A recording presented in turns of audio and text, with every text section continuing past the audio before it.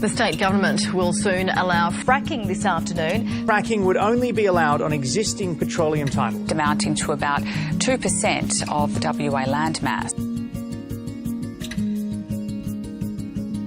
The government said that 98% of Western Australia would be free from fracking and that only 2% would be fracked. The press release went on to say that only areas covered by petroleum leases would be available for fracking. Well, that's significantly more than the 2% we're talking about. So there's a bit of ambiguity in that position. I think we need to look at what is meant by that 2%. Most of that 2% occurs in the Kimberley, in the Canning Basin. Some occurs around Carnarvon and some occurs around Geraldton. But these are already areas that have already been earmarked for fracking. So nothing has changed. It is just what we call greenwash or spin that the government is putting out at the moment. The government has said that the existing ban over the Peel and Southwest would remain. But that ban over the Peel and Southwest is only by regulation. It is not by legislation. And that regulation can be cancelled at any time by the existing government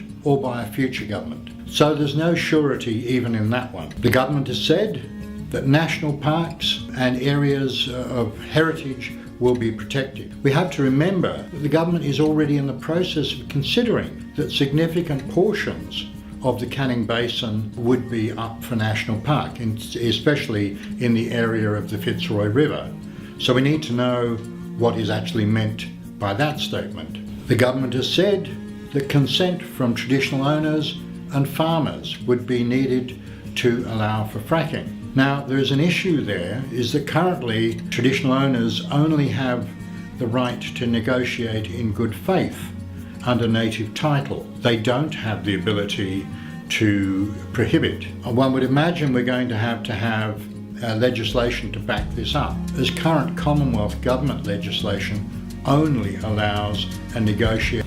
One of the underlying things that occurs here is the government gave a commitment that it wouldn't increase climate change emissions in this state, especially from fracking. Here, the government, in a question answered to me last night, said that fracked gas is only marginally worse than ordinary gas. Well, we know ordinary gas is already leading to the nation having a 1.3% expansion of emissions last year. And if fracking is allowed, there is not a hope in hell of our meeting our Paris commitments. So there's duplicity in that statement as well. The government has said that the royalties generated from fracking would go to renewable energy projects. That sounds very good, but no amount of money coming from the royalties could even partway offset the CO2 emissions coming out of fracking by being offset by going to renewable energy. So that's a bit of a furphy. But the government's also said that the 25% of those royalties would be retained for royalties for regions at the same time. To me, it seems to be riddled with a whole raft of holes that you could drive a truck through. I think the whole media release from the government is to a large degree spin, and we'll have to unpick this very quickly over the next 2 weeks or week and a half while Parliament is still sitting.